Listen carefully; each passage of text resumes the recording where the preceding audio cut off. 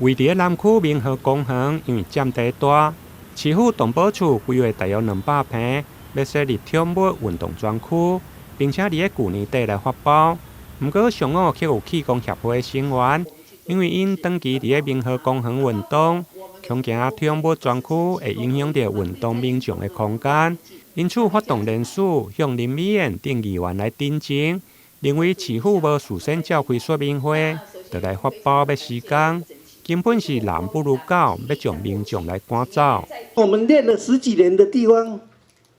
为了你们要设立宠物公园，把我们赶走，让我们一些老人都觉得，是不是我们老人的命不如狗？你们为了狗赶走我们老人，是不是因为我们老人没有生产力，没有利用价值，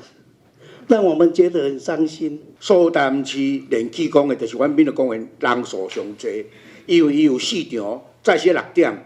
8点、下晡3点半，以及暗时7点半。你看有遮侪人伫遮咧运动的时阵，你即摆来用一个宠物公园伫遐时，是毋是有适当？这点呢是阮为这点的诉求，希望呢咱民意代表会当替阮讲话，而且处长呢会当做一个合情合理的处理。上午出席的议员包括林美燕、王家珍、罗坤福甲柯志春，因表示基本上因是尊重人甲宠物会用和平来相处，不过因看袂过，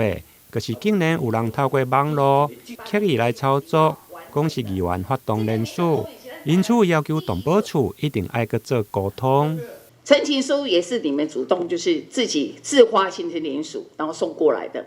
结果被人家讲说这些联署是我们发动的，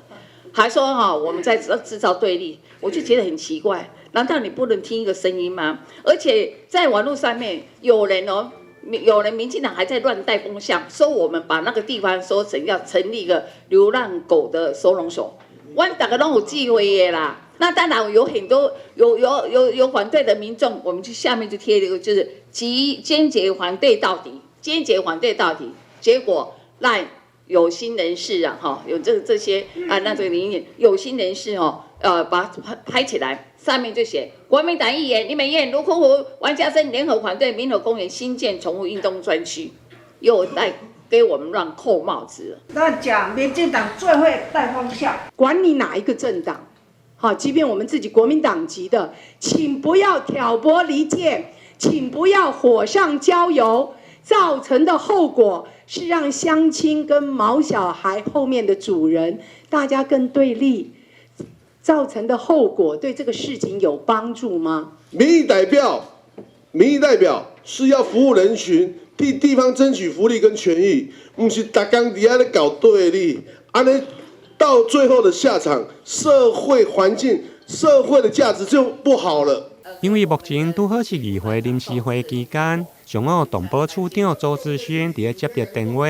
嘛对新娘挂来应化来开会。虽然议会期间，新兼财经委员会召集人王家珍嘛一再要求，虽然动保处施作的宠物运动专区已经发包。不过，伫个还未取得共识进前，希望会用个暂缓。最后，动保处长回应，将伫个3月16日再召开说明会。我们大概这边会预计在3月16